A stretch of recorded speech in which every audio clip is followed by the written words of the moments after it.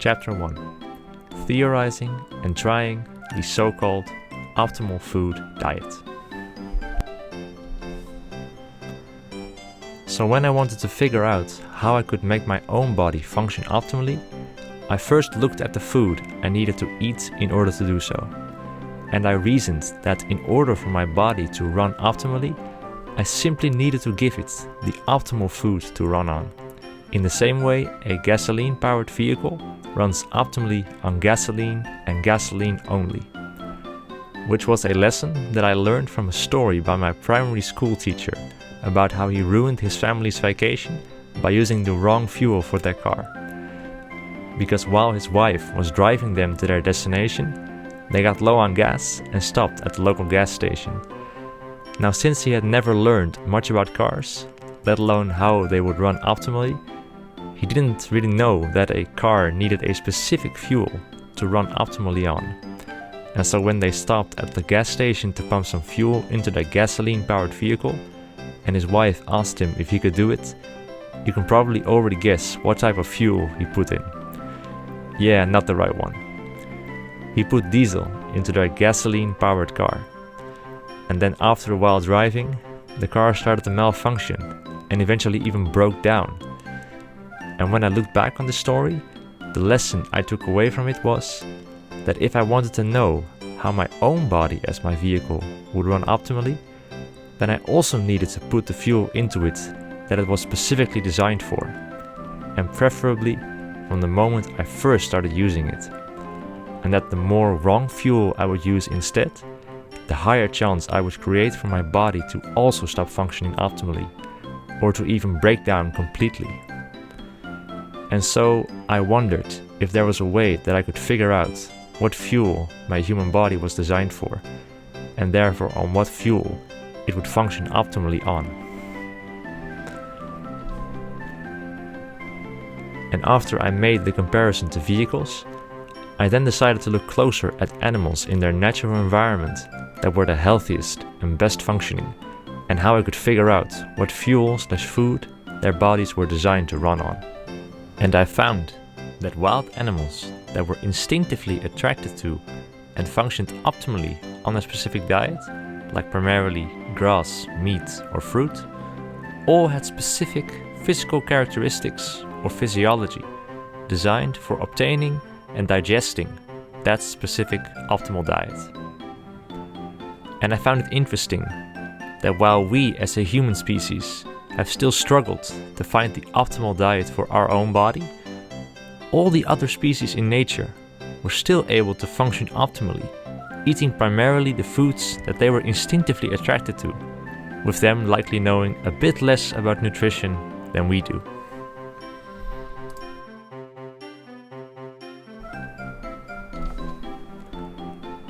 And more specifically, I learned that herbivores like zebras, cows, and horses, which are animals that prefer grasses over other foods, all had evolved to extract their nutritional needs from grasses because of their teeth suited to grinding the coarse plant fiber and their slow digestive system being of about 20 times their body length and loaded with bacteria that enabled them to digest it in ways carnivores and frugivores could not. And when I then looked at carnivores like cheetahs, tigers, and lions, I found the same relationship between physiology and optimal food, as they all had claws and fangs to tear through the often tough skin of their prey, jaws that moved up and down to swallow flesh whole without any chewing, along with a much smaller digestive system of only about 1.5 to 3 times their body length, and with a much stronger stomach acid for digesting the raw meat compared to non-carnivores. And finally, the same relationship also existed with frugivores, like orangutans, bonobos, and chimpanzees, which are animals who instinctively eat fruit whenever it's available, and who all have a specific physiology suited for obtaining and digesting fruit. For example, because of their ability to see the bright colors of fruit, their canine teeth to bite through the flesh of fruit, their jaws to chew it up thoroughly instead of swallowing it whole like carnivores, and because of their average intestine length of about 9 times their body length,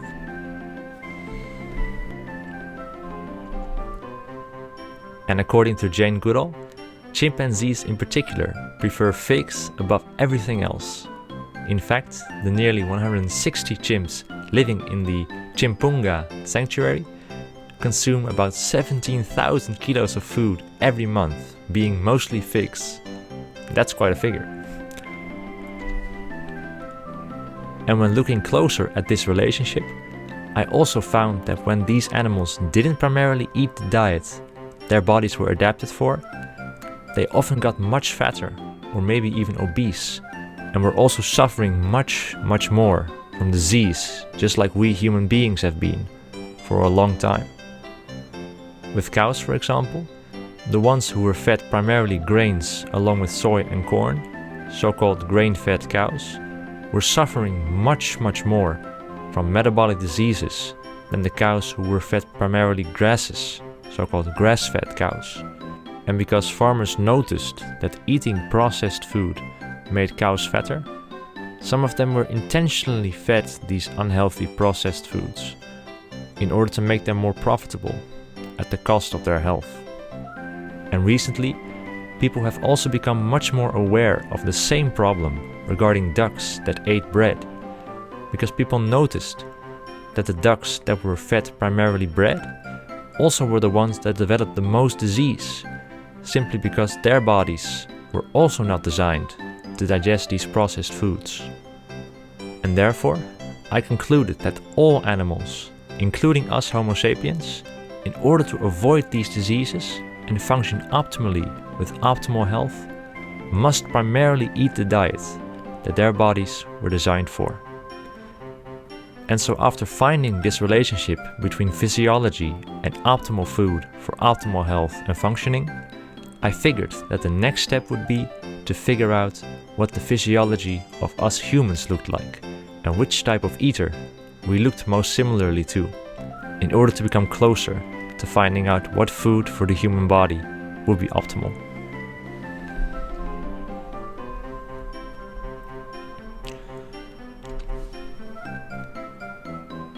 So when I looked at the physiology of Homo sapiens, I immediately noticed a lot of similarities to the physiology of frugivores.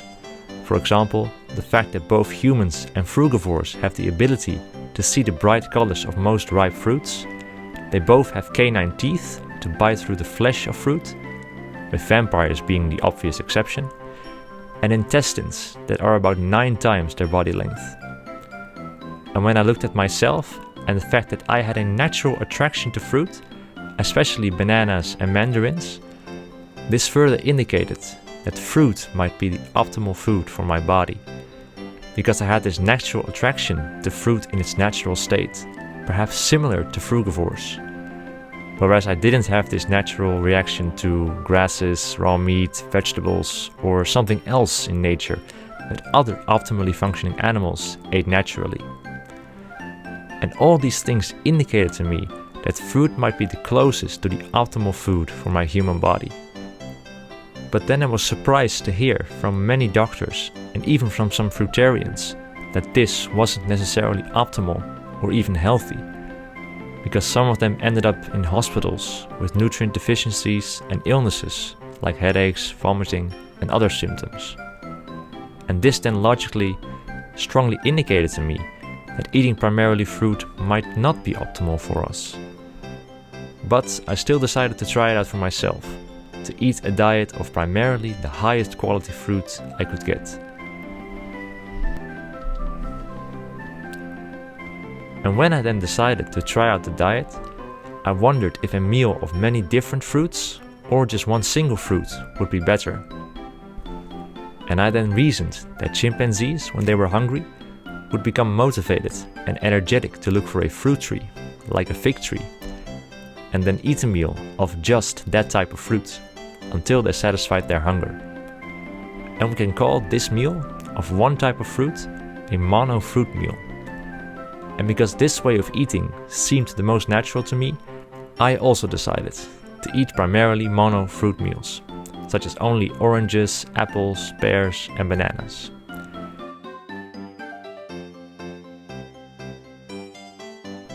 And the first few weeks or so, I felt much better than on my previous ketogenic diet, while I continued with intermittent fasting, where I'd eat from 12 o'clock to 8 o'clock in the evening, along with a workout prior to eating, which is the style of eating that I decided to try out because hunter-gatherers also ate only after they got hungry and then got motivated and energetic to find food and to then eat until they were satisfied. And so these first few weeks of eating primarily mono fruit meals until I was satisfied, along with intermittent fasting and the workout, I felt great. I still had tons of consistent energy, I had easier elimination, and the food was also delicious. And it was also not so hard to prepare. But then, after those few weeks, all of this completely changed for the worse. Because after those initial weeks, I started experiencing headaches, tiredness, and other symptoms, which I thought meant that I was hungry. However, eating the fruit didn't make the symptoms and the hunger go away. And then I panicked and even ate some old comfort junk food to rid myself of these symptoms. And then I was relieved that these symptoms went away and I felt normal again.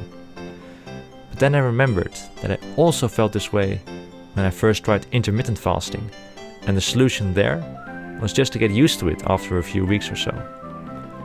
But unfortunately, when I tried this here, the symptoms just kept coming back and didn't go away. And so I thought that eating this diet of mainly mono fruit meals clearly didn't work for me, because I felt worse whenever I ate this diet. And instead of being more energetic and motivated to find food, I felt weaker and sick. And so I went back to eating my previous ketogenic diet, and the symptoms went away again after eating much heavier foods like nuts, seeds, fish, eggs, meat, etc. And because of all of this, I thought that the fruit-based diet clearly didn't work for me. And I went back to functioning as well as I thought I could ever get, while still trying to be open to new perspectives in order to see if I perhaps was doing something wrong.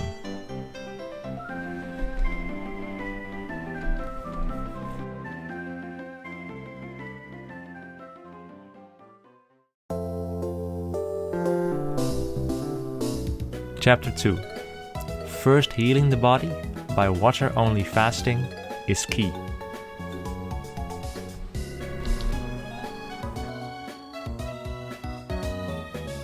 And then, when I looked for some more perspectives on intermittent fasting, I came across Lauren Lockman, who claimed that if our goal is to function optimally, then fasting much longer than 16 hours, like 21 days or more, was much more beneficial.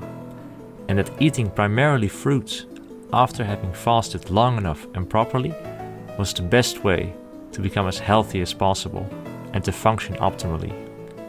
With him being the prime example, along with thousands of clients that he had guided through these lifestyle changes.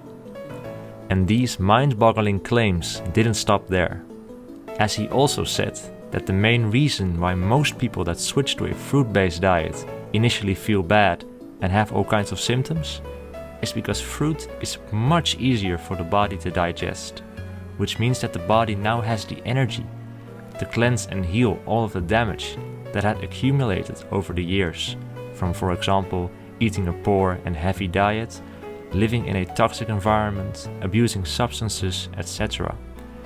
And that these symptoms are always evidence that the body wants to cleanse and heal itself.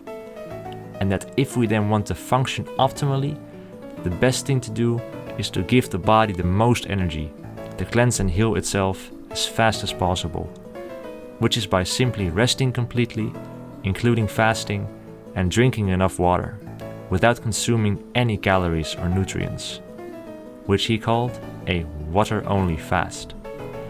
And that if we can then continue to give the body the optimal conditions to cleanse and heal itself, through fasting long enough and properly, such as 21 days or more, we can then function optimally by eating primarily fruit, without any need for supplements, medicine, hormones, or anything else. With once again, him being the prime example.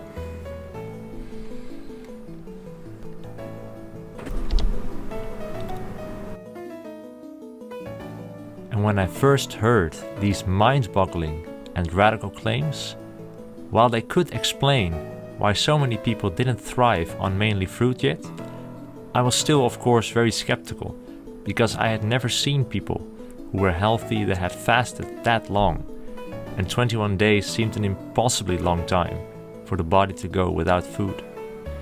And so I still had many questions, like, isn't fasting for so long the same as starving like the people in concentration camps did? And doesn't the body still need minerals like salt during a fast? And is it really possible that I had exposed my body to so much damage that I could feel and function much better than I already do now?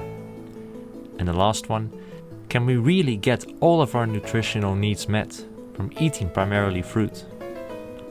And while I still had many more doubts about his health claims, two things made me decide to look for more perspectives that could give me answers to these questions.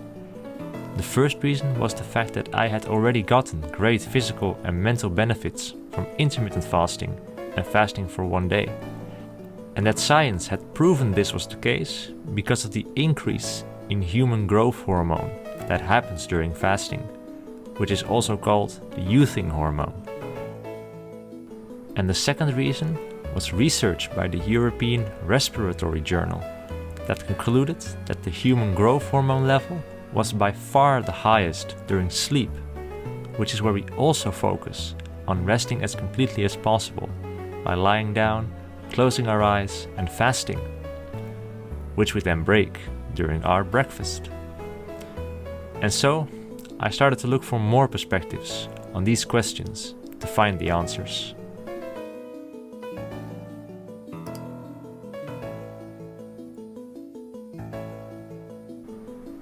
Now, when I wanted to look for more perspectives on the question of long-term fasting and starving, I first looked at all of Lauren Lockman's videos, because he ran a water-only fasting center and therefore seemed very experienced on the topic. And regarding starvation and nutrient deficiencies, he claimed that during this water-only fast, after 24 hours up until around 72 hours, the body first uses mainly muscle, and that after this transition period, the body is then able to live mainly off of its fat reserves, and all the while getting all its nutritional needs met, including vitamins and minerals, with some muscle always being needed to convert into glucose for the brain, and all the while cleansing and healing much faster, by now not having to spend any energy to process food.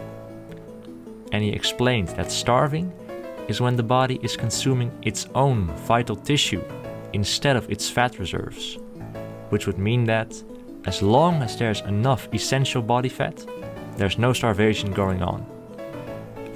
Furthermore, he said that when we begin this water-only fast with enough body fat, the body gets into a sort of special healing state, where it can continue to get all its nutritional needs met from its reserves, and where it can increase the cleansing and healing day by day until day 11.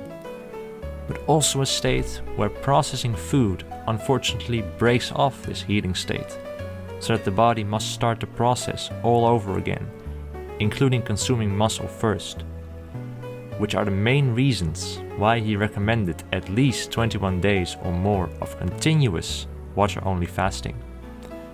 And after I heard this, I also started to think that if my body really wanted food, it would likely give me hunger sensations and energy to go look for food, instead of making me feel weak and tired, which would indicate that it wanted me to rest instead and reach this healing state.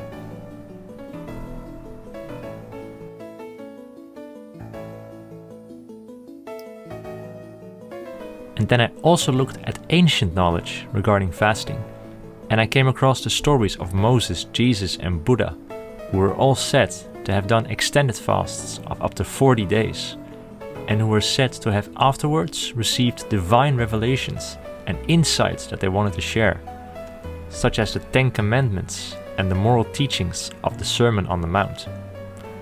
Furthermore, Hippocrates, the father of medicine, also was a passionate advocate of fasting for healing, and this quote in particular stood out to me, Let food be thy medicine, and thy medicine be thy food. But to feed yourself when you are already sick is to feed your sickness. And I then interpreted all of this in the following way. Whenever we feel symptoms, especially through fasting or eating the presumed optimal diet, then in order to function optimally, we should simply rest and do a water-only fast until the body has cleansed and healed the problem that had been underlying the symptom. And I then also reasoned there might be a nugget of truth in these religious stories about fasting and healing, namely that long enough water-only fasting can lead to the cleansing and healing of body and soul.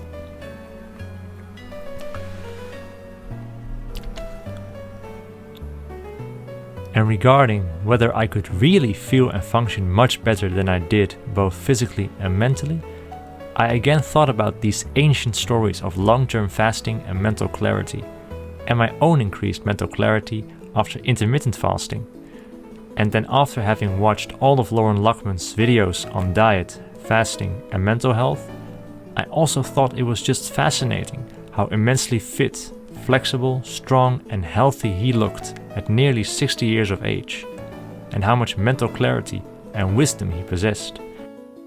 And not just regarding fasting and diet, but also mental health, such as dealing with emotions, facing fears, and seeing every situation as an opportunity for creating something better, no matter how bad the situation may have looked at first. And I also found it interesting that he claimed his body functioned better now, in his late 50s, than when he was a teenager. And then I also thought about the fact that I myself functioned physically and mentally the best when I was a child, because I had fewer injuries, was more flexible and healed much faster. And also because I was able to learn so much more quickly and was able to adapt to new environments and situations much more easily. And so I reasoned that it might be possible to regain these physical and mental capabilities I had, and that I could therefore indeed function much, much better if I gave my body the opportunity to cleanse and heal itself back into this original state.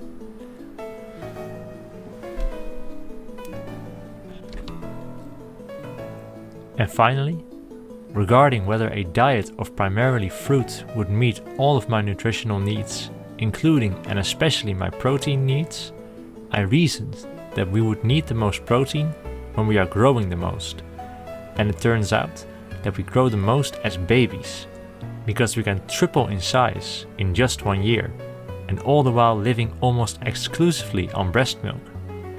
And I was then shocked to learn that according to the National Library of Medicine in the US, the percentage of protein in breast milk was on average less than 2%.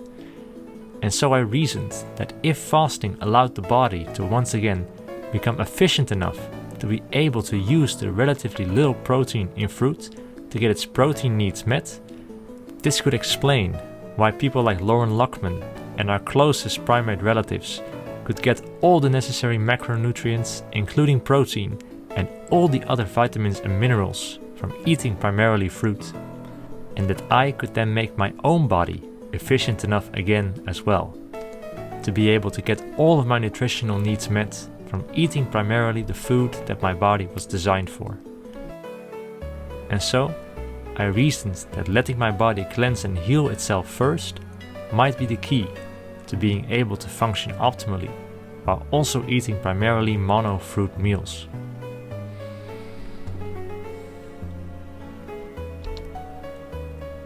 And as I was thinking about all of this, I asked myself the question of whether it was possible that whenever I felt weak, dizzy, etc., and then ate in order to feel better, thinking I was hungry, that this wasn't actually hunger at all, but the exact opposite of that it was actually a symptom through which my body was telling me that in order to function optimally again, like when I was a kid, and to maximize my growth and potential, I needed to simply rest as completely as possible, including a water-only fast, in order to give my body all the energy to cleanse and heal itself back into that optimal state as fast as possible. And that by instead choosing to eat all of these heavy foods, I had suppressed this symptom because my body now had to process this heavy food, which meant that it didn't have the energy to cleanse and heal anymore. But I then also reasoned that when these symptoms would come up again, and I would then choose to simply rest completely and to do a water-only fast until my body had cleansed and healed the underlying problem, that it would then relieve me naturally of these symptoms and instead make me feel energetic again, and that it would therefore make me feel and function as well as I possibly could.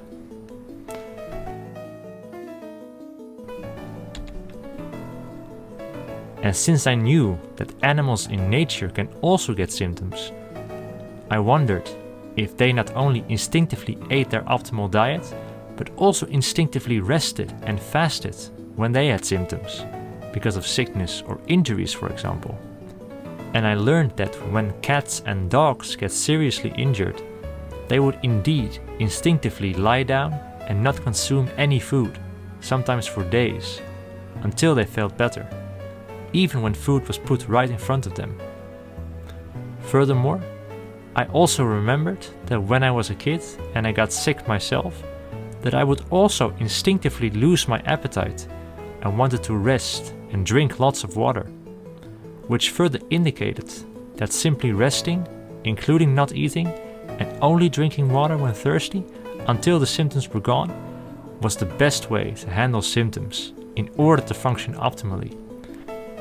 And I also reasoned that in nature without medicine and doctors, the body had to have evolved to be able to cleanse and heal on its own, without any need for man-made medicine, supplements, and other outside substances to make and keep us healthy. But because I still had so many questions regarding this idea of fasting and then eating primarily fruit, I still had a long way to go before I felt comfortable trying this.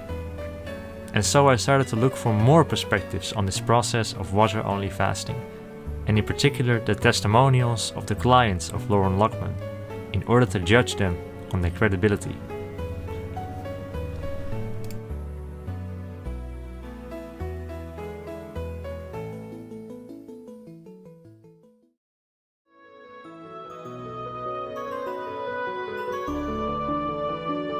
Chapter 3: Testimonials, Shelly's Fast, and Trusting the Body. And when I was watching all the water-only fasting testimonials of the clients of Loren Lockman, most, if not all of them, seemed pretty credible to me. But there was one process in particular that stood out to me and convinced me that the body was infinitely intelligent and that this process would be the best way to optimize my own physical and mental health and to function optimally.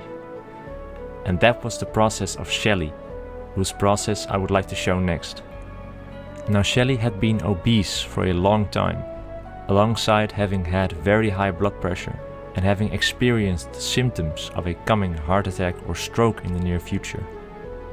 And so he decided to do a 30-day fast with 14 days of refeeding, and while he pretty much consistently felt bad during the entire fast, once he completed the process, he wasn't obese anymore, his blood pressure was way better than the average 120/80, even though it went up during the fast, and he was feeling and functioning better than he ever had, both physically and mentally, including emotionally. And to me, his transformation simply looked magical and even divine. And I think that once you have seen this process for yourself, you will also think his transformation to have been simply godlike.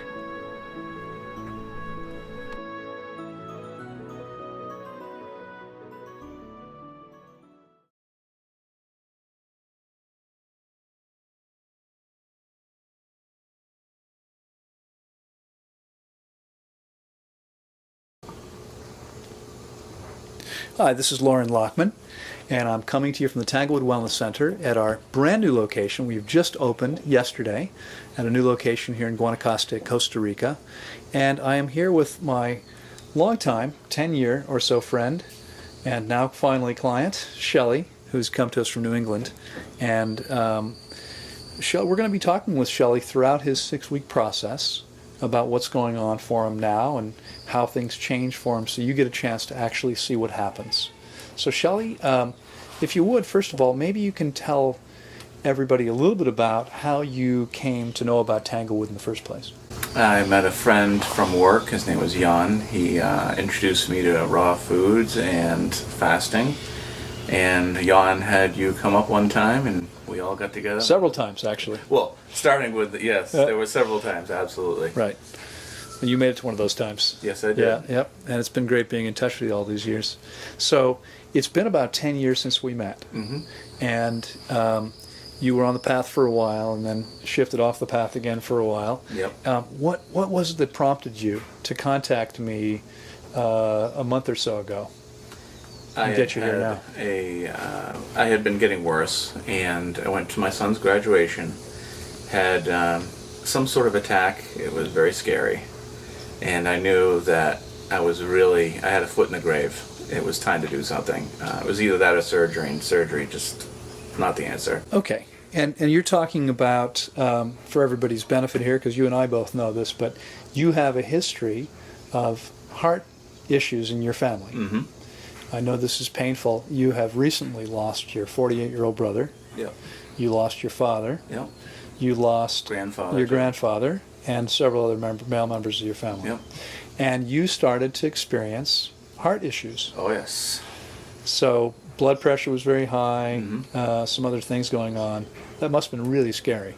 It was the scariest thing I've ever had to deal with. I can imagine. So tell everybody, you've been here just for not even 24 hours yet, or just about 24 hours, right? Yep. Has anything shifted for you yet? Well, I've had really almost no issues with my chest. My neck has felt fine. Because that had been an issue. Oh, very much so. I mean, we've been in pretty close communication for the last month, mm-hmm. and you had some pretty significant scares, didn't you? Yes, I did. Absolutely. You were worried about whether you'd survive to get here. That was a big concern. Absolutely. Yeah. Now, what did you do? Well, I took some good advice from somebody, yourself, and I switched to raw diet immediately, fruits and greens. Okay. And the first few days were tough, but I tell you, after 4 days, I felt better than I had in months. Yeah. The heart issues, the palpitations, the neck throbbing, it almost completely disappeared. That's terrific. Yeah, and that's just under a month. And you mentioned that you had last been weighed, what was it? In January, I weighed 374 pounds. 374 pounds in January. And had that changed much up until the last month or two? I didn't think so. I mean, I had been trying to eat better, which wasn't really happening. I think I was just eating a little bit less of the bad stuff. Okay. But I think the real significant changes happened these last 3 weeks. Just these last 3 weeks. And so you were quite surprised today, weren't you? Yes, I was. To see that you're down 61 pounds from where you were in January. And that's terrific. That's a wonderful thing. Your blood pressure also not nearly as high as you thought it might be based on the last time it was read. Yeah. Now, I don't expect there's been too much change in 24 hours. Right. But we are going to start to see some significant things shift. So, anything else you'd like to talk about? Well, it's been fascinating being here finally. To be in this surrounding is so peaceful. It makes this so much easier. I couldn't possibly have done this at home. Yeah. No matter what intentions I had, in my family too. There's just too much happening, too much going on, bills coming in, all that kind of stuff. Yeah. And thankfully they support me in being here. So that's wonderful. This is the place to be right now. And now it's taken you a while to get here. Was that because you were concerned about my ability to supervise you through the process, or? That was my fear of leaving my family for a long time. Okay. All right. Yep. But are you feeling comfortable here now? I am, and feel confident they're doing good. Yeah, that's great. I'm just so glad they're doing good. Yeah. And they want me to be here to get this taken care of. They miss you. They want you to be home, but they want you to get healthy. Yes. Yeah. The other option isn't too good, so we don't want to go that way. Right. Well, there should be no need for any medical intervention as long as we stay the course, I think. And if you're watching this, stay tuned. We'll plan on, as Shelly feels up to it, catching up at least once a week, hopefully. And Shelly's here for 6 weeks, planning on fasting for between 30 and 32 days, depending on what's going on. And then he'll have the last 10 days refeeding on fruit. And I suspect by the time you leave here on August 25th, we're going to be looking at and talking to a completely different person. Thanks very much, Shelly. You're welcome. Bye-bye.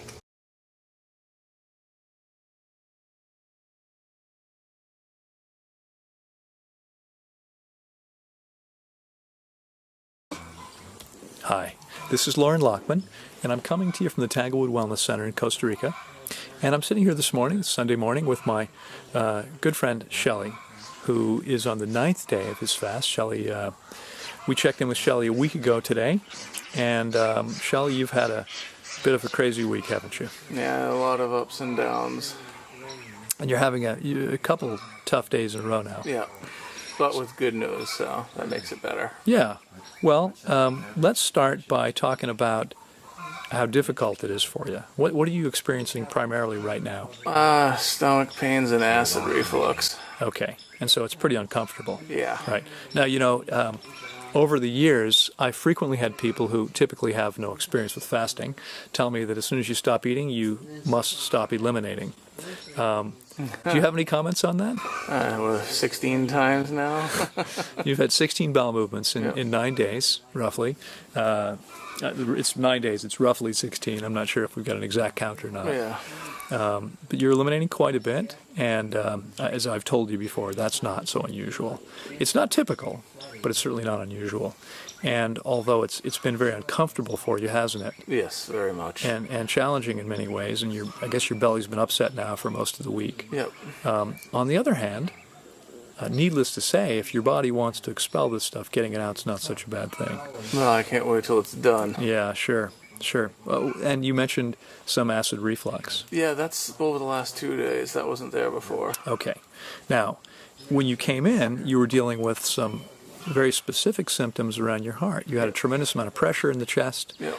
You had quite a bit of pressure in your neck. Yep. Right? Tell us what you're experiencing around those things now. Oh, they've all but vanished.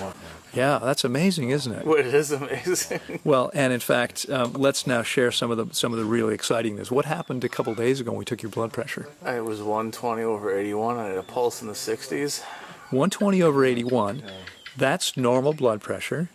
That's the first time you've seen that in 4 or 5 years. At least 4 or 5 years. We also had some exciting news, not quite as exciting as we'd hoped yesterday, but we did our weigh-in yesterday and measurement of body fat and muscle mass and cellular hydration. And what happened to your body weight? 300 pounds. First time you've been at 300 in quite a few years as Quite a few years. So obviously this week by today you've already broken the 300 mark. Which is amazing. Yeah. Very exciting stuff. So you're going to leave here thinner than you've been in many, many years. Now, you're not leaving for 5 weeks yet, so still got a ways to go. We're going to see some significant shift happen. And we already saw your blood pressure bounce up a little bit, but even yesterday's reading was the lowest it's been. 138 was not bad. Well, it was 100 pounds lower, 100 points lower than it was, 3 weeks ago? Yeah. So that's pretty huge, and you're walking around. You're doing great. Not feeling as good as possible, but I think understanding that as your body cleanses, so it goes. You don't always feel so good. Right. Anything else you'd like to share about your process or what's happening for you? Well, it's I know it's difficult, but I know that I've been, even not knowing exactly what's going on when we have our meetings every day, hearing about the heart especially, I get to hear the change. It's just amazing. Yeah. It makes it all worth it. Yeah. I mean, there's no way the surgery would have done this for me. Oh, no. Well, clearly, statistically, it doesn't have such good outcomes. Well, that's wonderful. Shelly, thanks again for checking in. I know there's a lot of people waiting to find out how you're doing and interested in following your progress. So I'll look forward to talking with you again soon. May I say thank you to all those people who are supporting me as well. Absolutely. Yeah. I'm sure they'll be thrilled to hear that. Thanks. Thanks, amigo.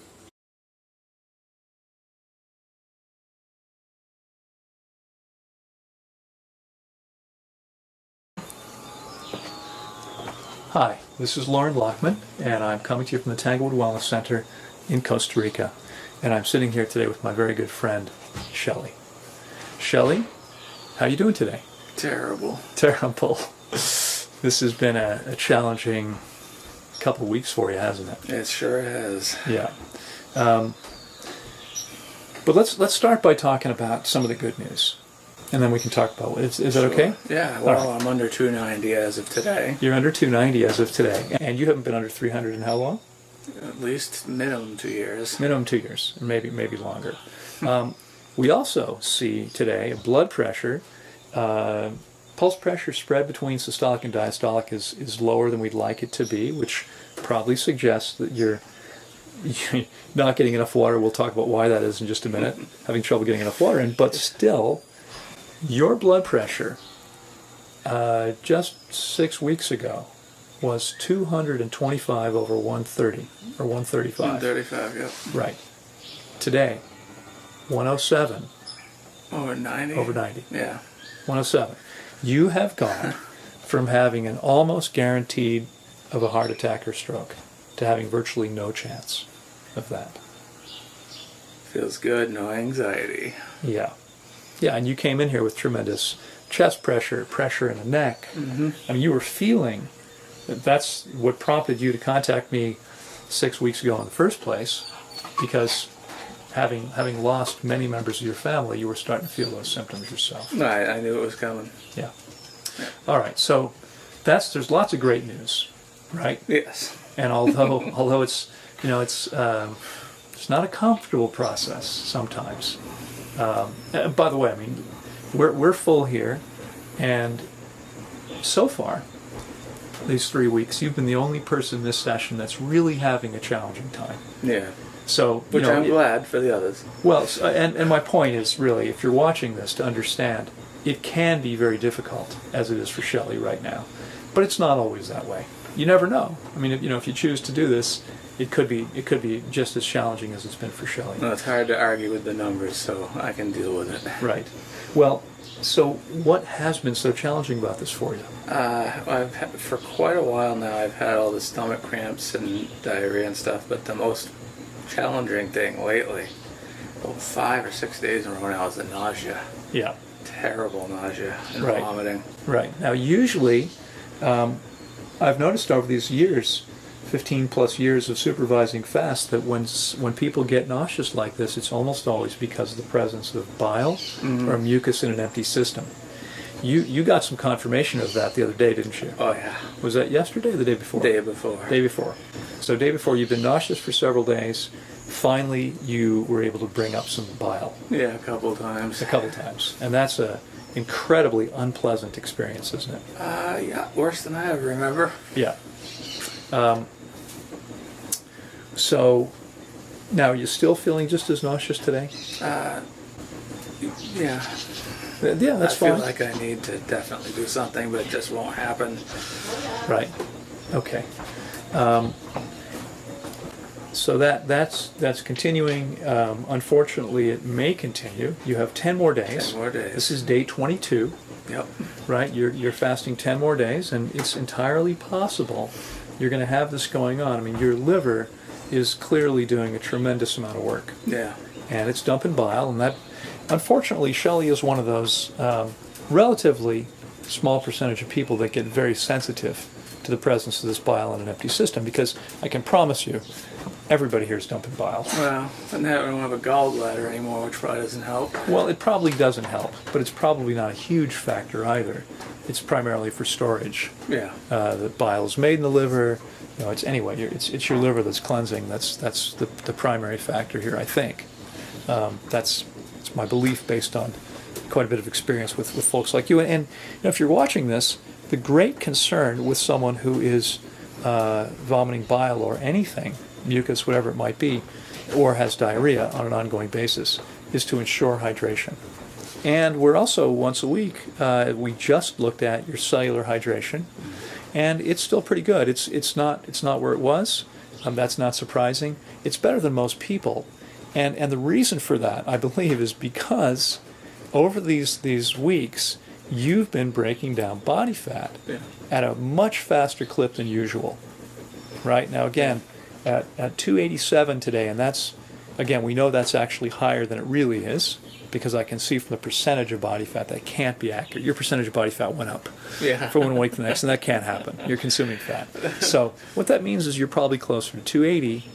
You were 374. 313 when I came here, 374 in January. 374 in January. So you've lost 33 pounds in 3 weeks since you got here. You'd lost probably quite a bit of weight in the 3 weeks before coming. Oh yeah. When I had you doing an all raw diet of mono fruit meals and simple green salads. And what that means is that as your body is breaking down fat, it's actually manufacturing water. So that's one of the reasons that you've been able to stay so hydrated. It's a good thing. It's a good thing.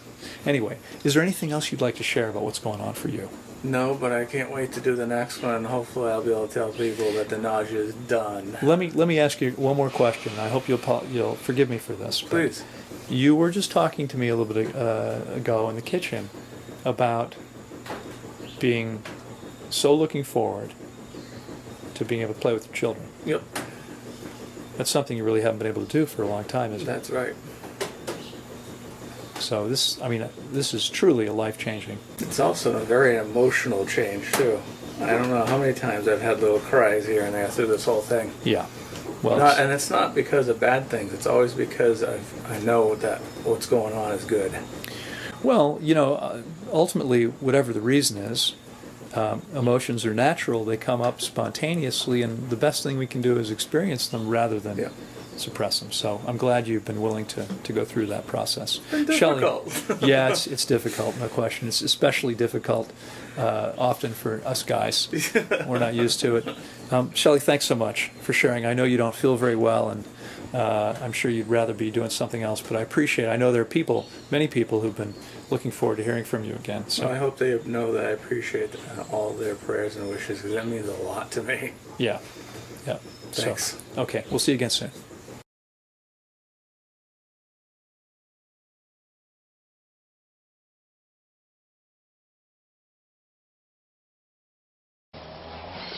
Hi, it's Lauren Lockman, and I'm coming to you this morning from the Tanglewood Wellness Center in Costa Rica.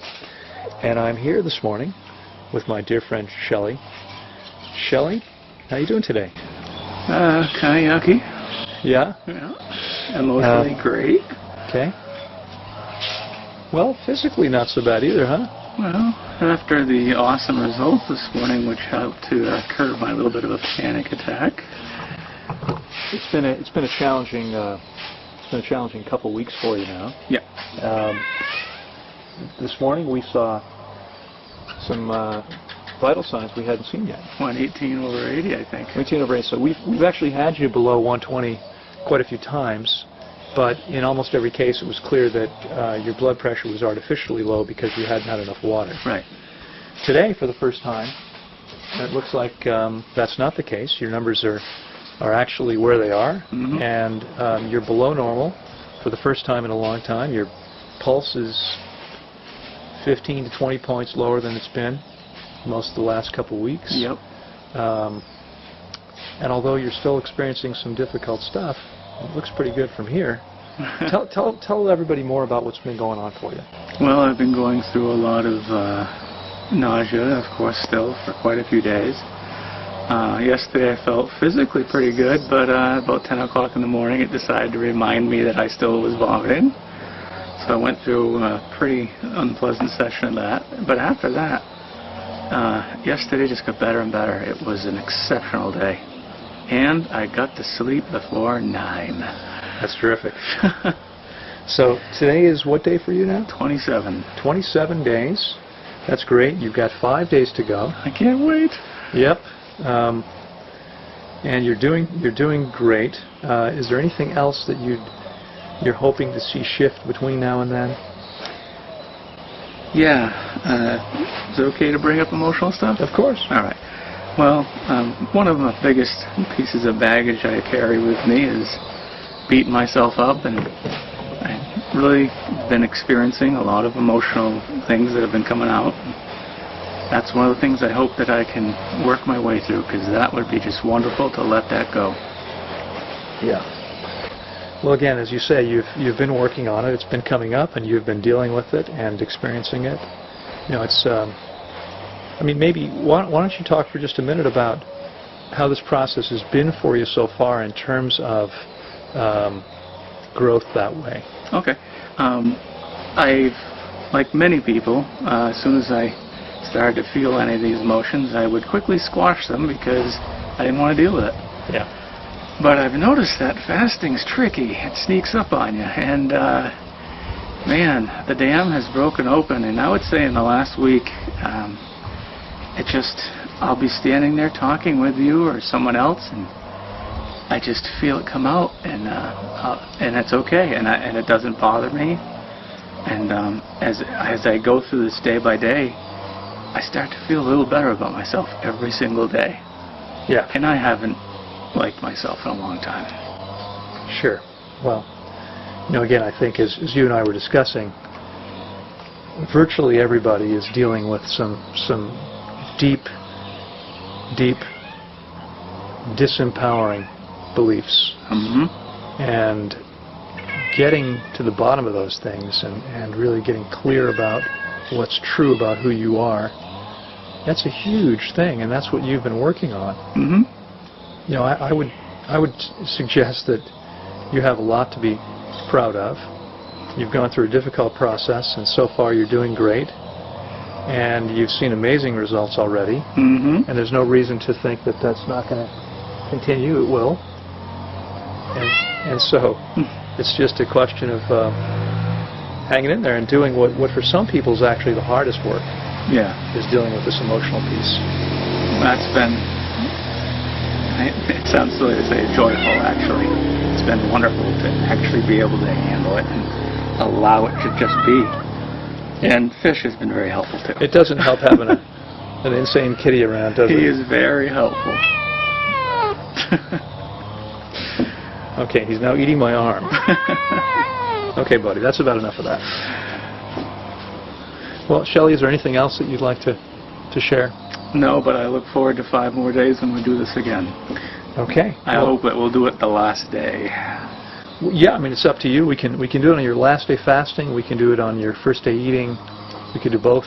I'm telling you, that first bite of food, I'm going to cry. That's okay. It's okay. Okay. No, don't eat the easel, the tripod, please. Okay, Shelly. We'll catch up with you again soon. Does it feel good? It feels so incredibly good. Really?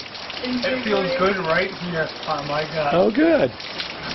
You're washing your hair, too. Are you recording this? Oh, don't be silly. Why would I do that? I'll get you back for this.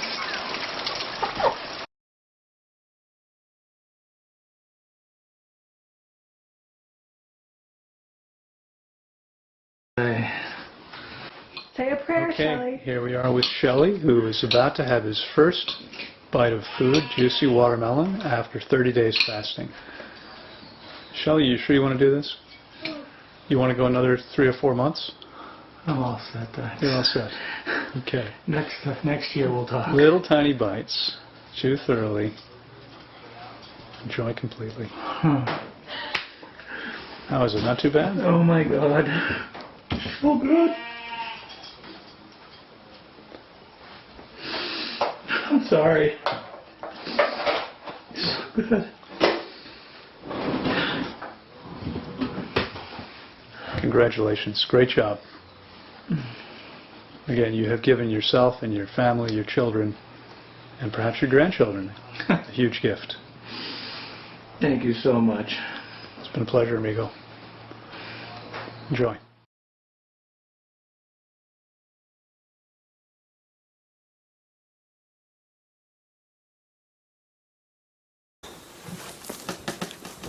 Hi, it's Lauren Lockman, and I'm coming to you from the Tanglewood Wellness Center, and I am sitting here with my very dear friend Shelly, who has, you may have been watching Shelly's progress. Shelly, you fasted for 30 days. 30 days, and you've now been refeeding for 7. This is your 7th day. Okay, so you've had your first meal on the 7th day, And has anything shifted for you in the last 5+ weeks? Let's see. I'm no longer vomiting. I feel better. I can jog. I can walk up hills. My sandals, I had to readjust them. My shorts that I brought, which were tight, now fit comfortably. My smaller shirts fit comfortably. Okay. Yeah. I know that's all great stuff. Of course, anybody not eating for 4+ weeks is certainly going to lose weight, and we knew that was going to happen.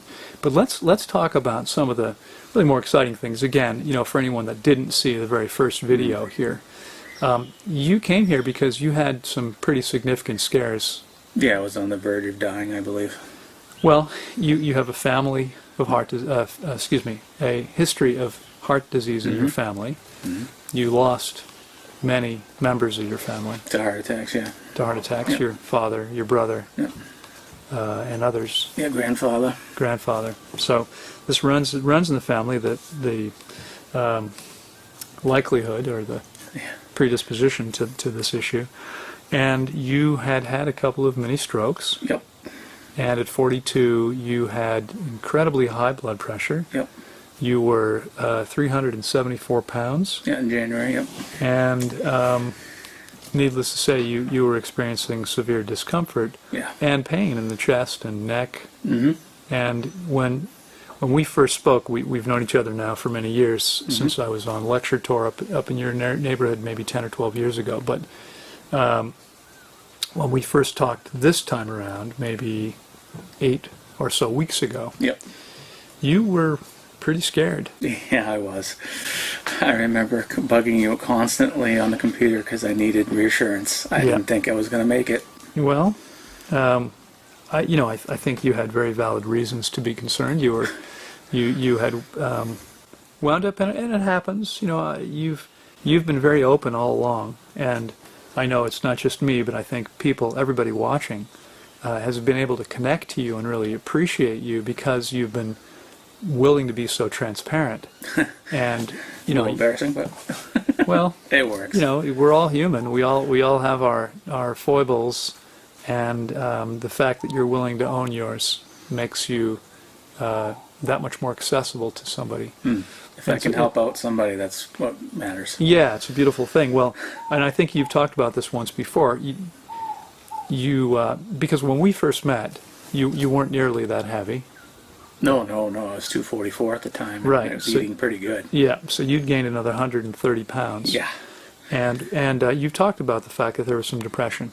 Yeah, severe depression for several years. Yeah, and it's, again, it's a common thing. I mean, it's people may be in denial, but there is a reason that people wind up becoming morbidly obese. It doesn't happen by accident, and it certainly doesn't happen overnight. It certainly wasn't like I wanted to be like that. No, exactly. Well, at least not consciously. Right. Right? Yeah. At some level, it's feeding some need. Yep. But in any case, the good news is that you had a powerful wake-up call, and that you were willing to heed that call and actually take action. So this has been a very powerful thing for you. The most powerful. And vital signs? Awesome. Yeah. My blood pressure has been amazing. I mean, oh my God, I got elevated yesterday because I went walking up the hill. Still almost 100 points below Almost where it 100 was points below. when you first got here. And when I went jogging and walking for 30 minutes, my heart never really even got cooking. So Yeah. it wasn't even a big deal. I Right. couldn't have done that for years. Right. Yeah. Wonderful. Wonderful. Okay. Well, what else would you like to share about what's been going on for you? Well, I'm still going through, amazingly, a lot of emotional changes. Sure. Dealing with a lot of sadness. And I'm getting through it all. And every day I feel like when the next day comes, I'll be better met to meet those challenges. Yeah. And when I get back home in about a week, I'm going to be a lot different person. Yeah. Stresses of life will be a lot easier to manage. Well, I'll be honest with you about it. I mean, my own experience with this, what we do when we stop suppressing is we open ourselves up to actually feel everything that's going on. And it can be rough, and it can feel pretty raw sometimes. It was overwhelming. Yeah. Well, I mean, that's one of the reasons that people wind up doing what happened to you. It's because eating is one of the most effective ways to suppress those emotions. Sure was. But so now, if for the first time in a long time you're being willing to feel those things, it may continue to be a bit of a challenge for you. Yeah. But the key is to know that you are strong enough and to continue to face them as you've been facing them admirably for the last 5+ weeks. It's a wonderful thing to see. Oh, what else? Is there anything else you'd like to share? Anything you want to say? Just like to say again to everyone that watches these, thanks for your kind words. It all means something to me. Even the smallest comment, the little likes, everything.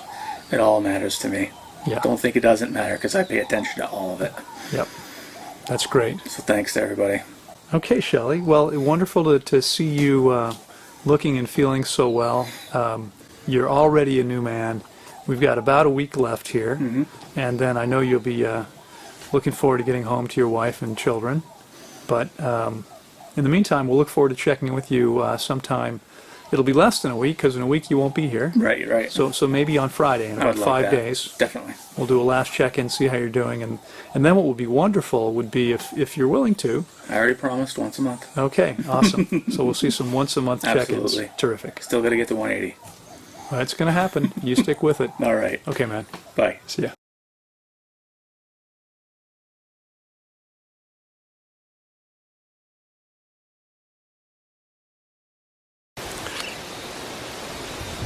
Hi, it's Lauren Lockman, and I'm coming to you this afternoon with my very good friend Shelly. And this will be the last time that Shelly and I are together here in Costa Rica this year, That's right. 2012. Hopefully we'll be seeing each other again down here at some point, and hopefully up in New England as well. But Shelly, you are on your way home. Yep, tomorrow I'll be leaving. 42 days of, well, I wouldn't call it all torture, but the results say enough. Yeah. Well, we've had lots of comments about how different you look and how terrific you look and the energy, etc. But please tell us, in your own words, what's shifted for you and how you're feeling and how you're doing. And well, as a lot of people know, I came down here, I believe, pretty close to the verge of a heart attack or stroke. That would have probably done me in. Over 300 pounds, under 280. I've been exercising, things I haven't been able to do in years. Yeah. I'm eating so much better now. I feel more hydrated. I sleep through the night. I've dealt with a tremendous amount of emotional baggage. Yep. Really just, I know there's more, but I feel more at peace now than I have, and I can't even remember the last time. Now let me ask you a question. I'd given you probably some predictions about what we might expect to see with your weight. I know we were both hoping you might be down to 260 by the time you left. You're still at 276.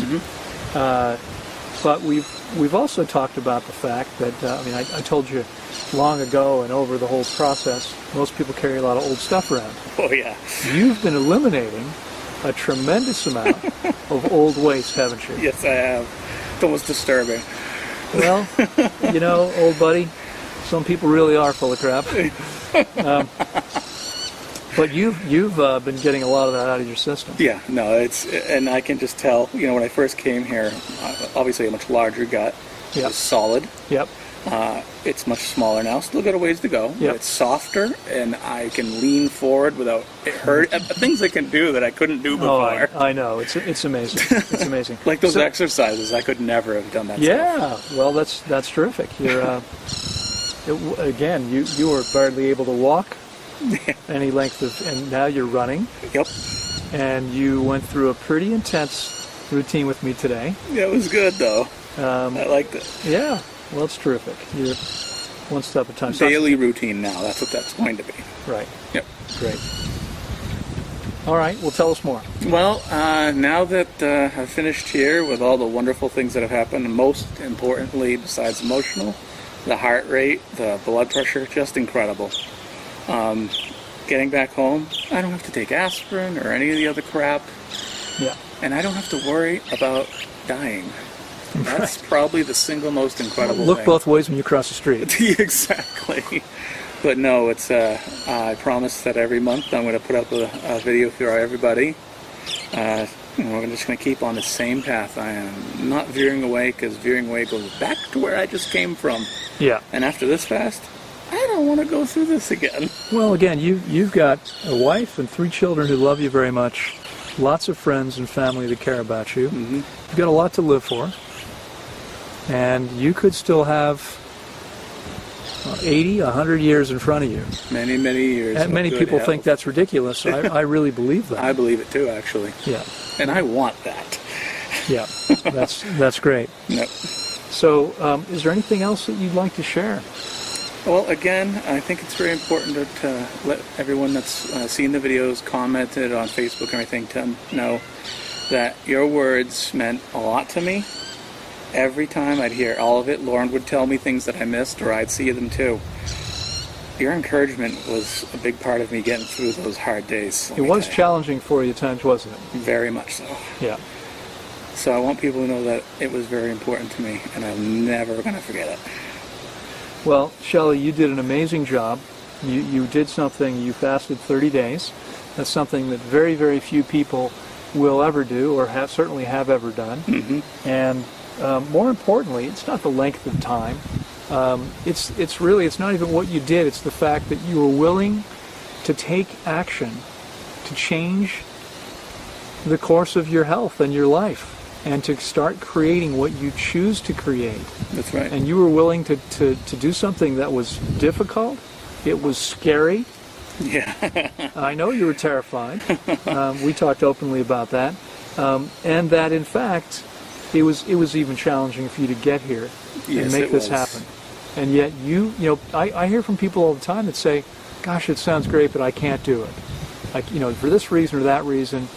And you finally reached a point, because, and some of you, if you're watching, you may already know, you may have picked this up, but Shelly and I first met 10 or 12 years ago. We've been in touch over the years. We hadn't seen each other in quite a few years, but we've been in touch. And you had some excuses along the way. Oh, yeah. but when the chips were down, again, as I said to you, I think this morning or yesterday, most people would probably have just died. That's right. Because it's easier than doing something which is scary and challenging. And so they just fold up and go away. And you instead chose to take the hard path. But look at the outcome. The outcome, I mean, I am not even the same man. No. Both physically and emotionally, I'm a whole different person. Absolutely. It's been an incredible journey. Yeah. Well, again, I can tell you that it's been wonderful having you here. I know you've been a positive influence on everybody at the center, guests and staff, kitty cats, and you name it. So it's been great seeing you again, and great seeing you again, knowing that it won't be the last time. That's right. Because you're going to be around for a while. And we will get together again. I'm looking forward to it, amigo. Thank you so much. Thank you, buddy. Bye-bye.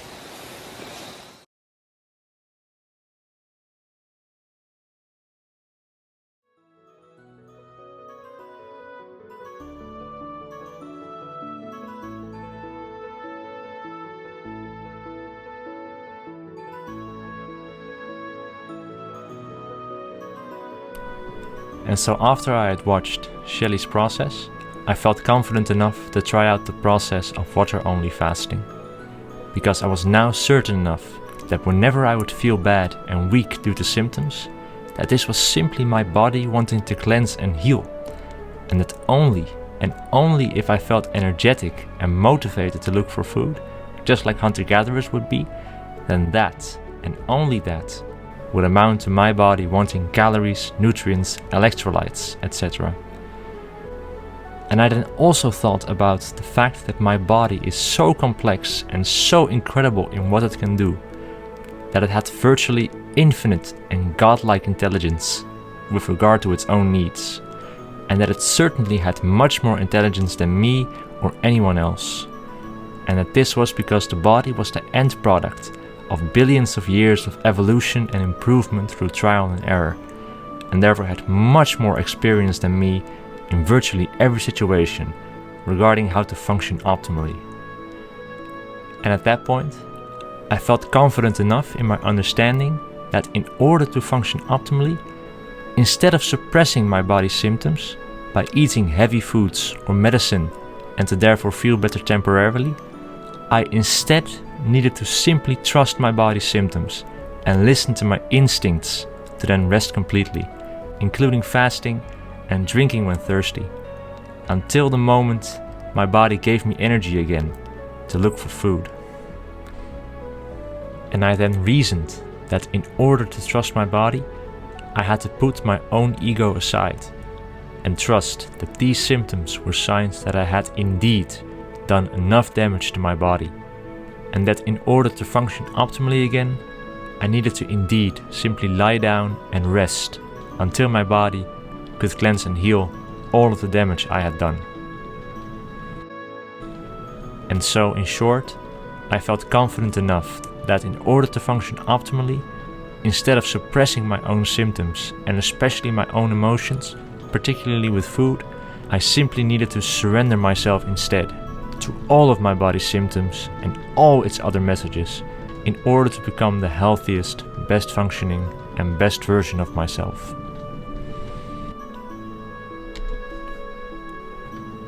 And therefore, I was convinced to try out a 21-day fast and 7 days of refeeding with Lauren Lockman. And I kept on reassuring myself that everything would be alright by saying that whenever I had any doubts or even fears about having enough reserves, about feeling terrible, about losing too many electrolytes, blood pressure, extreme pain, or anything else where I might become afraid, I simply needed to trust my body and that it would make me feel energetic if I really needed food or anything else. And that the more pain I felt, the more urgent it would actually be to rest as completely as possible.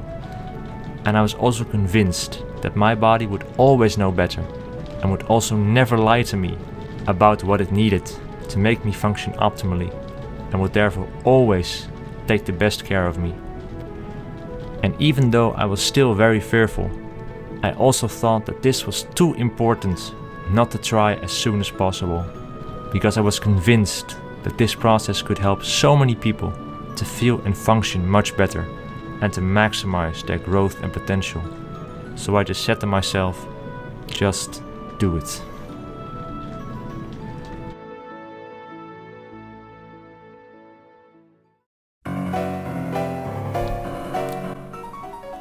Chapter 4.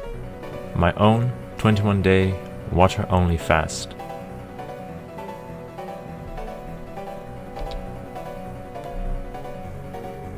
And so I contacted Lauren Lockman to guide me through the process via a Skype call every day, since I couldn't travel to his center due to the coronavirus restrictions. And I then figured that doing this process at home would probably freak my parents out. So I went on Airbnb and booked a tiny house in a much more quiet and peaceful environment called the Hen House, which was located in a town called Geervliet, South Holland, where I would then stay to complete the 21-day water-only fast and 7 days of refeeding. And so when all the preparations were finally made, it was time to start the potentially most beneficial and life-changing thing I could do for myself, and to begin the biggest challenge of my life.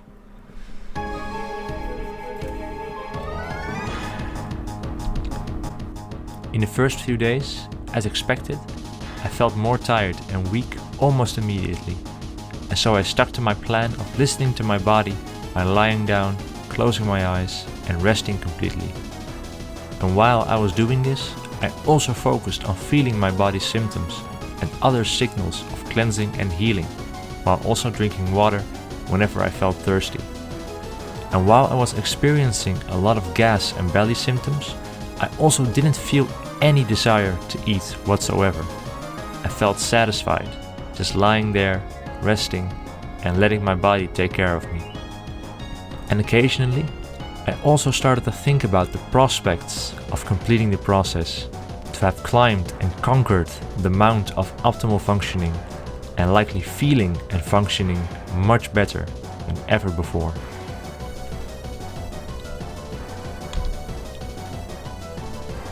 I continued doing this until something truly amazing happened to me on the 6th day. as I woke up feeling a mental clarity I had never experienced before. Suddenly, I could make much more sense of everything in my life, and I was able to look at everything in a positive way for the first time.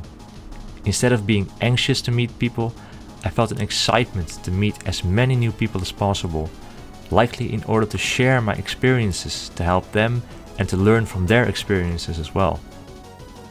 I was so excited in fact that I even went outside, while still feeling a bit weak physically and dizzy, in order to meet up with the hosts of the tiny house, and I ended up having a very nice conversation with them, along with getting a tour around the house and property. And not only that, I also felt a reignited passion for the legislative lawyer that I wanted to become, and feeling confident that I could actually get there. I wasn't even bothered by the mosquito who was in the house, by referring to it as a friend who came to show me love. I did kill him eventually though. Friends come and go, right? And lastly, and most importantly, I was also able to accept and forgive myself for all the mistakes I had made, by now wanting to do my best to make up for them, including and especially the mistakes I had made regarding my own body and soul, and how much I had abused my body in the past. And I felt that by completely surrendering myself to my body, I had partially already forgiven myself for these mistakes, and that I was now confident in my ability to keep on maximizing my own potential and to be able to help others to do the same. And after this incredible emotional shift, I started to focus much more on what I wanted to do after the process was done, and I was amazed by all of the creative thoughts I had and how easy it was to express them in words. I also started to visualize and imagine myself practicing certain skill situations, like serving in tennis, responding to questions, and figuring out new strategies, all of which greatly helped in getting through the day by still simply lying down, closing my eyes, and resting completely. And regarding the symptoms, I still felt quite weak physically, and there were more and more intense belly symptoms and gas, almost as if something big was going to be eliminated soon. And sure enough, on day 8, I had 2 pretty large bowel movements that were all very foul smelling, but I still felt something stuck that my body still wanted to eliminate, and so I rested completely again, drank a lot of water because I felt very thirsty, and simply waited until the moment came. And finally, on the 10th day, I started to feel the biggest urge to eliminate that I had ever felt. And after 15 minutes of trying my absolute hardest to push it out, I finally eliminated some insanely big, hard and dry amount of holy shit. And holy shit did I feel good afterwards, like I had just given birth. And after this amazing feeling, I went to bed, and for the first time in 7 months, I had 6 hours of continuous sleep without any need to pee. And the mental strength I felt afterwards was just beyond anything I had imagined.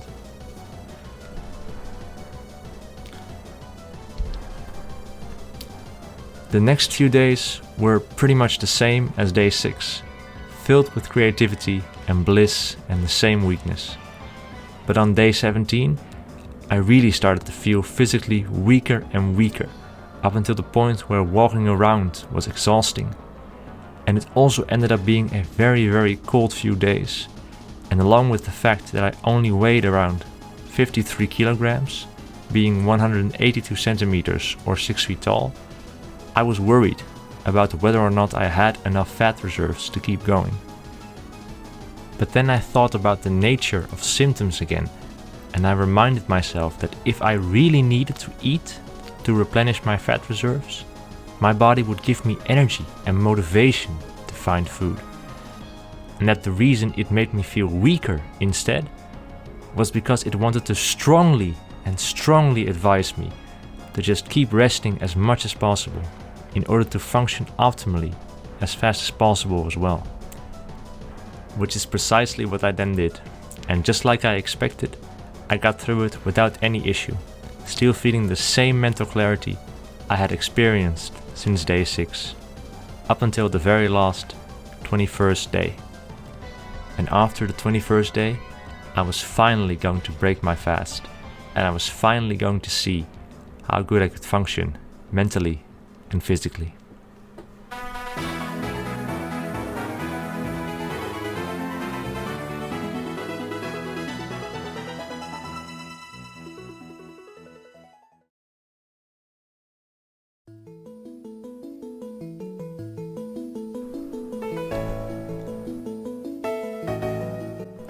Chapter 5. Refeeding, Aftermath, Results Now, and Conclusion.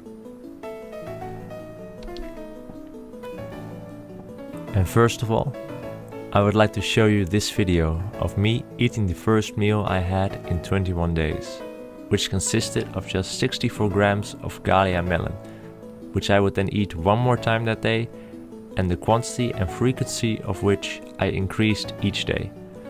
All in order to very gently give my body the time to get readjusted to digesting food. And as you will hopefully see in the video, the first bite that I took was absolutely delicious.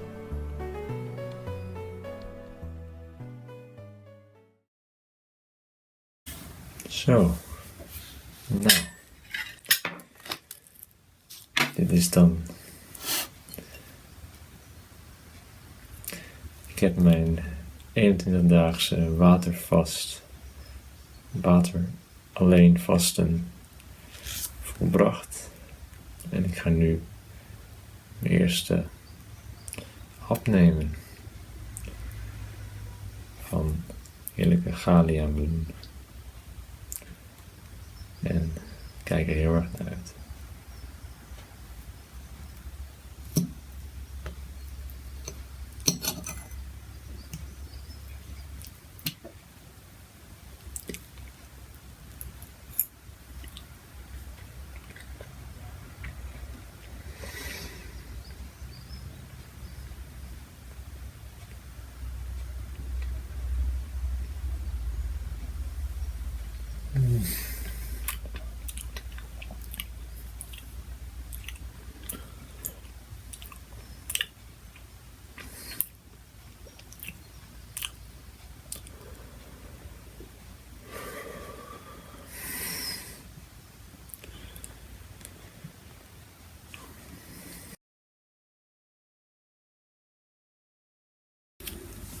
En Paulus, ik wil jou nog eventjes in het bijzonder zo ontzettend veel bedanken voor deze kans. Ik voel me zo goed op dit moment. Echt de gelukkigste mens op aarde. Ik heb zoveel rust in mijn hoofd gekregen. Ik ben zo blij. Ik voel me zo opgewonden voor de toekomst en wat ik allemaal wil gaan doen. Niet alleen als wetgevingsjurist, maar ook daarna en mensen helpen om ze te inspireren en om dit mee te mogen maken. Ja, ik ben je ontzettend dankbaar. Echt waar. Ik ben je ontzettend dankbaar. We zeggen het niet vaak in ons huis, maar ik hou echt van je. En dat meen ik uit de grond van mijn hart. Dat in deze periode van 3 weken alleen maar water drinken alleen maar groter is geworden. Mijn hart hij voelt onbegrensd. En de liefde die ik wil uiten voor jou en voor de rest, voor Tim en ook voor Juska uiteraard. Ja. Ik kan niet wachten totdat deze week voorbij is en ik me qua energie weer 100% voel. Mijn lichaam voelt fantastisch. En omdat het lichaam zoveel efficiënter is geworden. Ja, je hebt alle oude cellen heb je vernieuwd in deze 3 weken. Alles werd zoveel beter. En je bouwt spieren zoveel sneller op. Ik kan niet wachten om het allemaal te proberen. En om mentaal en fysiek nog nooit zo goed hebben gefunctioneerd. En hopelijk kan ik daarmee jou trots maken.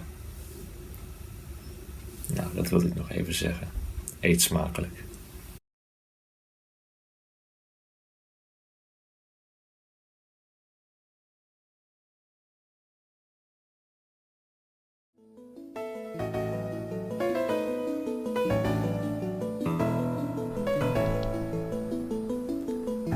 And as the refeeding process continued, I first of all noticed that I could taste much more of the fruit than I could before.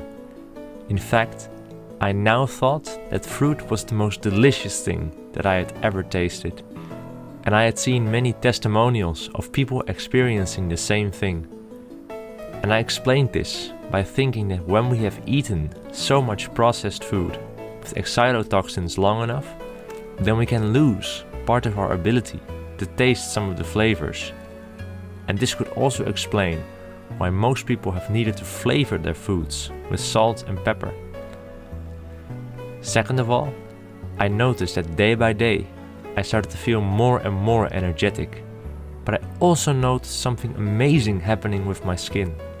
I started to feel flakiness and a burning sensation in my skin. And after a few days of just trusting my body and just being patient to see what will happen, I noticed that my skin had completely renewed into a much more hydrated and smooth skin. And as I had always had a very dry skin, this just made me feel absolutely overjoyed.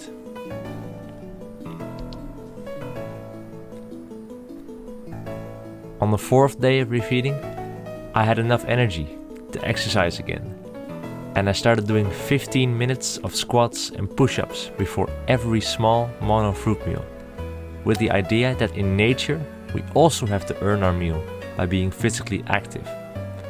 And eventually, after doing this for about a week or so, I felt more energy and motivation to exercise than I had ever felt before, and I was shocked to see that I could do more and more push-ups and squats every day, and therefore build the muscle that I wanted, while still consuming only fruit. And all the while, still feeling the most mental clarity I had ever felt.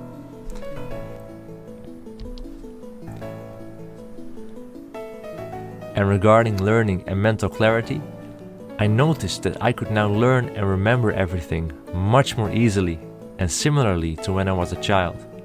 For example, by being able to learn a left-handed forehand, while I had been right-handed all my life. And not only could I function again like I was a child, I could also feel like a child again, in the sense that I felt incredibly excited again to try out as many new things as possible, to explore and to discover the world, and in the sense that I could dream again. And this time not only vaguely believing that I could make those dreams a reality, but also having the knowledge to back this up and to feel confident in my ability to learn and adapt to any situation where I might not be competent yet.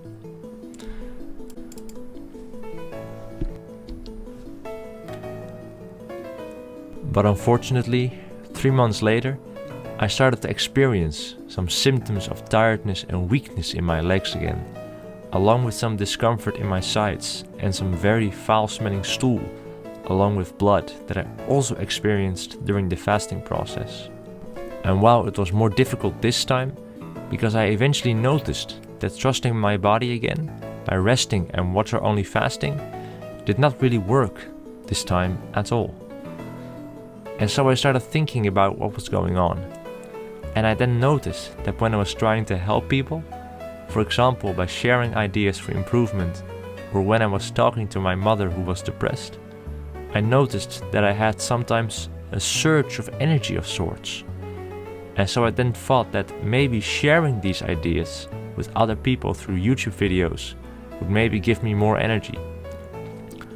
And after I had finished making my first few videos on how we can have good discussions, I miraculously eventually got all of the physical energy back, and even more than before. And to this day, I haven't felt any more lapses in physical energy since, and have consistently felt virtually always amazing, both mentally and physically to this day. and in almost every other imaginable way.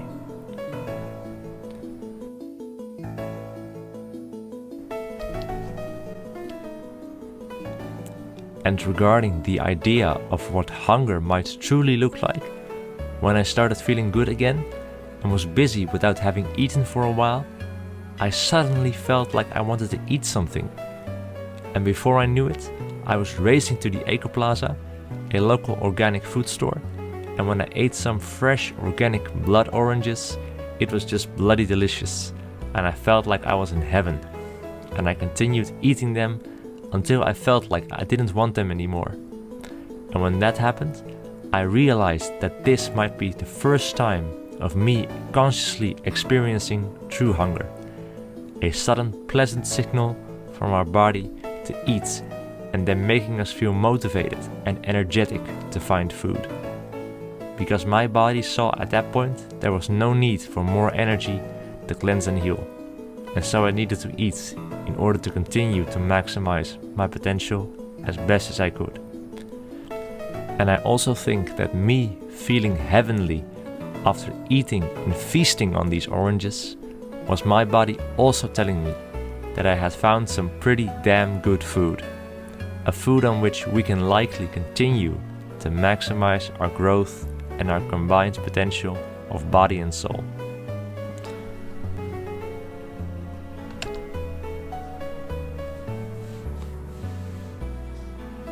And even though I was still often in doubt about a lot of things, especially about getting enough protein, I found that I was still able to build all of the strength I needed by again simply trusting my body, by primarily consuming whatever it made me feel the best eating. And not only was I able to build all of the muscle that I wanted, I also felt much more motivated to work out in order to get as strong as I wanted to be. All by simply trusting my body. And I did the same thing regarding all of the other doubts I had about meeting all of my body's needs on a fruit-based diet. I simply trusted my body and my natural instincts. And every single time, my body ended up dealing with the worry I had and even surprised me with the transformation it gave me. For example, the blood in my stool did not end up giving me any problems. I never had any blood sugar crashes, and my blood tests concluded that I was getting all of my nutritional needs met.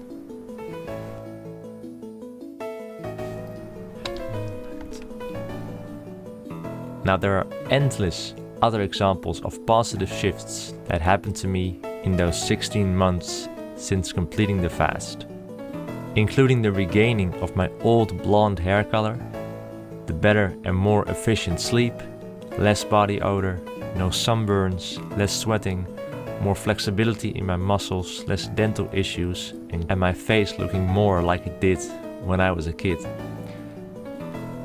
And so after having experienced all of this, I realized I had completed my journey towards feeling and functioning as well as I possibly could.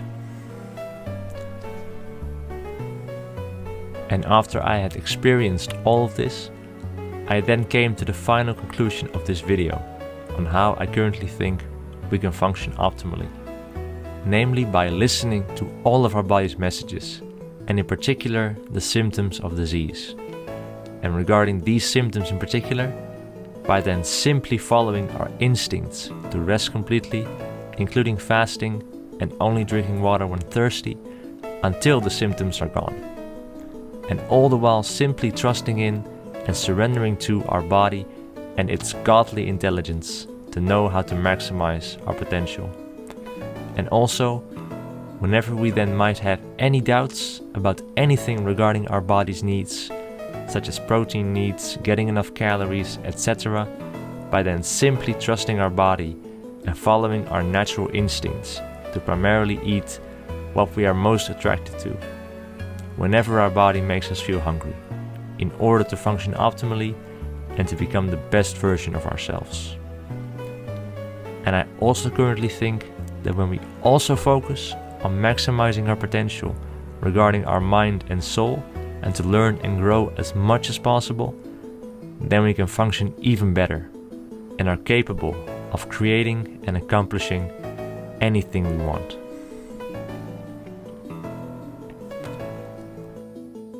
And lastly, I would like to end this video with a poem that I made during Refeeding on how thankful I was for all these amazing things that my body had given me, even though I had abused it and mistreated it for so many years.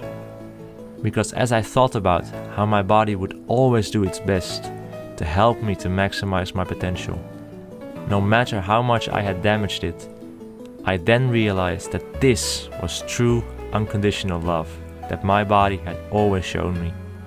Because my body would always be there to forgive me and to show its unconditional love in helping me to function optimally, especially in moments of weakness, periods of struggle, and times of need. All of which were thoughts that I wanted to express in this poem in order to show how happy and grateful I was for my body and its unconditional love for me.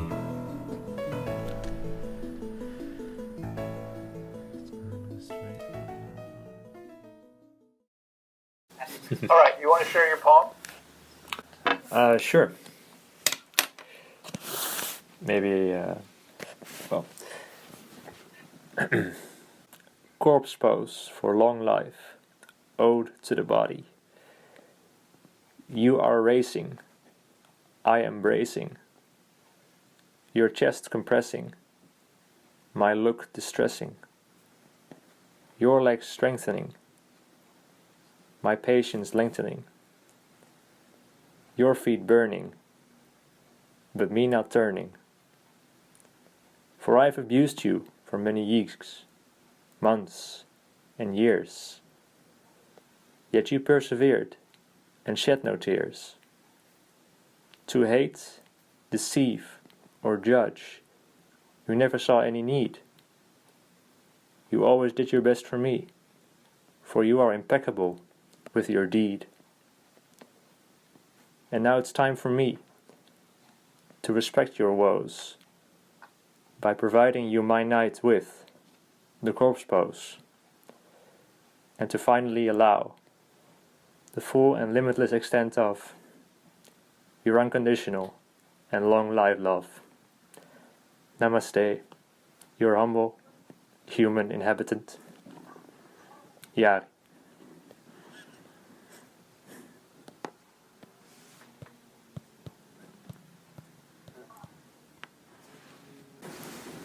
Thank you for sharing. No problem, you're very welcome. Getting all emotional.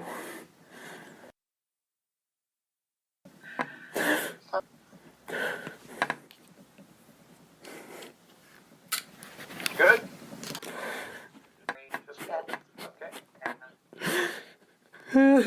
Okay. So happy. I'm so happy.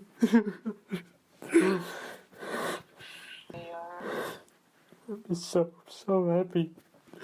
I can't believe how good I feel.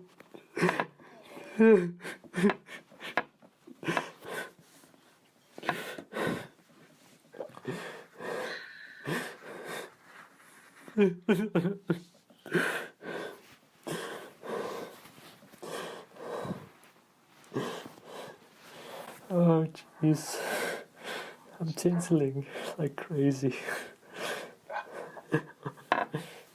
Oh jeez, thank God I'm sitting. That would be... Oh. Wow, I'm tasering right now. Holy shit. Holy shit, I hope I don't die. No, not right now, please. Okay. Don't measure my blood pressure now, right now, please. Ah, okay. Well, I think that's been building up for a long time. Oh my goodness.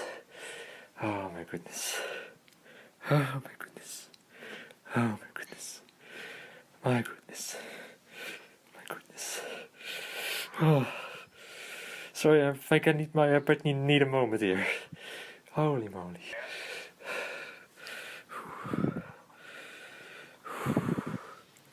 Just breathe. It's all good.